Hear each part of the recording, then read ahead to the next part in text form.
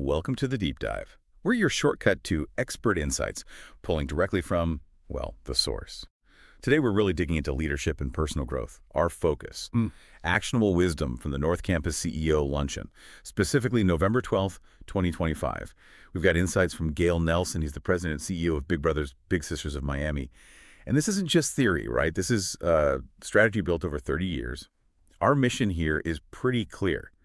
Pull out 3 high-impact, really usable ideas for personal growth that he shared. If you're thinking about a big change, maybe in your career or life, this could be like a mental software upgrade. Yeah, and that operational view is spot on. Nelson didn't just talk theory. He connected his own journey, starting way back in Toledo, Ohio, to leading BBBS Miami now. He tied that directly to the principles we all need for success. The whole event really was about how things like education and getting involved in your community can shape future leaders. Collaboration was a big theme, but he made it clear that starts with knowing yourself first.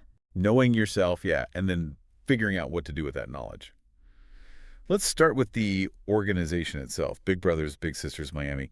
You can't really talk about Nelson without talking about how he's modernized it. Yeah. If you think mentorship is just like a casual chat once a month, you're missing what these organizations need to do today. Exactly. You've really hit on that evolution. Modern mentorship, especially the way Nelson approaches it, isn't just general advice anymore. It has to be holistic. It needs to adapt to what young people actually face now in the 21st century. And you see this in the specific programs BBBS has expanded into under him, things like digital literacy. I mean, that's essential today, right? Plus health services, using the arts for development, and really important career readiness training that starts way before college applications. Okay, so it's less about just being a buddy and more like being a tailored support system, making sure the mentee has the tools, not just emotionally, but technically and professionally too. What I found interesting was how he pushed the students listening to think about service themselves. Yes. He totally flipped the script on them. He encouraged the attendees, the students there, not just to think, okay, I need a mentor, but to actively look for ways to be both a mentee and a mentor in their own communities right now.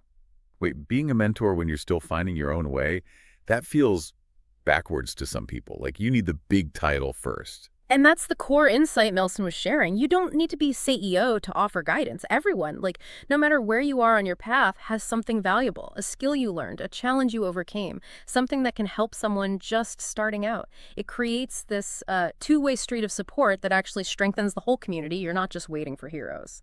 That idea of contributing right away, it needs real clarity, though, which brings us nicely to the first big personal pillar Nelson talked about. Okay, let's unpack this one. Intentionality. It sounds basic, maybe, but he positioned it as the absolute foundation. Right. And he didn't treat it like some vague feeling. For him, it's a measurable discipline. It means actively setting clear goals, like really clear. And then critically making thoughtful, proactive choices about where your time and energy go. Those are your limits, right? It's about being purposeful in what you do and even what you say. So practically speaking, Yeah. did he connect this to like decision-making tools? Because intentionality isn't just choosing what to do. It's also about knowing what not to do. That skill of saying no. Oh, absolutely. The saying no muscle, as you put it, is crucial.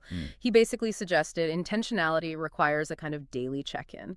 Look, when you're running a huge organization, you can't just react to everything. Intentionality forces you to measure every opportunity, every request against your core mission and values. If it doesn't align, you say no, even if it seems like a good idea on the surface. For anyone listening, this means filtering out the noise activities that don't move you towards your goals or match your values. Yeah, the benefit for you listening seems really clear. If you feel pulled in a million directions, maybe overwhelmed, you probably lack some intentionality. This gives you focus. It shifts you from reacting to proactively designing your path, whether that's just for the week or, a bigger 5-year plan. And it connects right back to integrity, doesn't it? When you're truly intentional, your actions start to match your stated values. It makes those values real, not just ideas, turns them into habits. Okay, so if intentionality is the map, helping you pick the direction, this next message seems to be about handling the bumps in the road, the baggage, maybe. The second pillar, never being ashamed of your personal journey. This was so important for grounding the whole conversation. We live in this comparison culture, right? All highlight reels online. Nelson really hammered this point.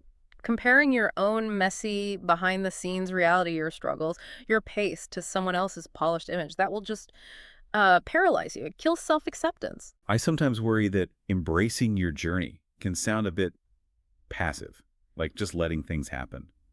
Did he offer a practical way to handle the shame or regret we all feel sometimes?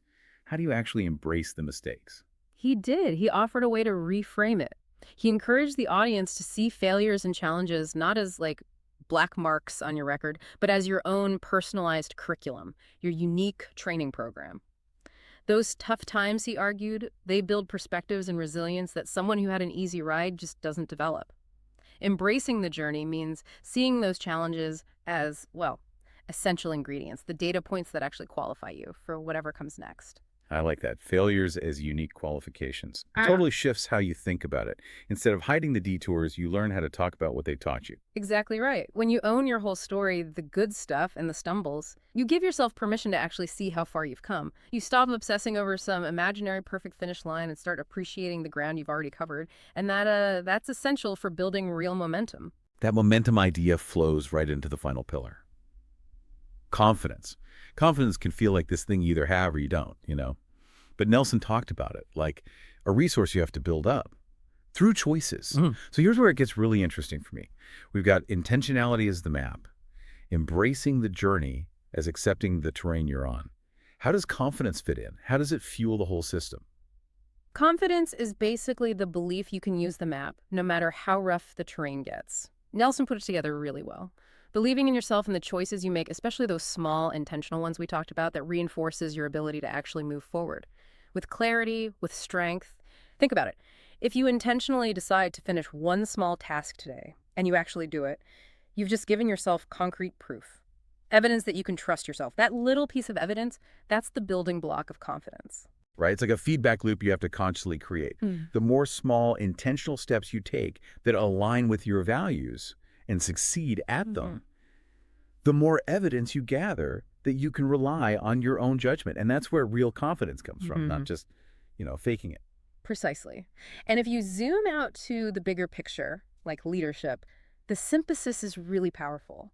When you're both confident in what you can do because you've earned that confidence through evidence and you're intentional about where you're going, that creates the strong foundation for being authentic. You stop trying to be someone else. You build resilience because you know you've navigated hard stuff before.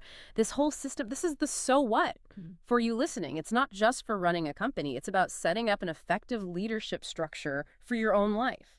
#tag outro. Wow. That really was a masterclass in making personal growth feel operational, actionable.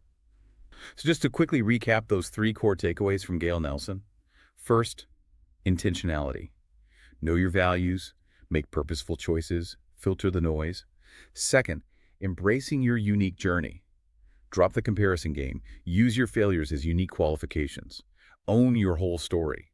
And third, confidence. That's the fuel, right? Earned by successfully taking those intentional, value-aligned steps. And that brings us to our final thought for you to maybe chew on this week.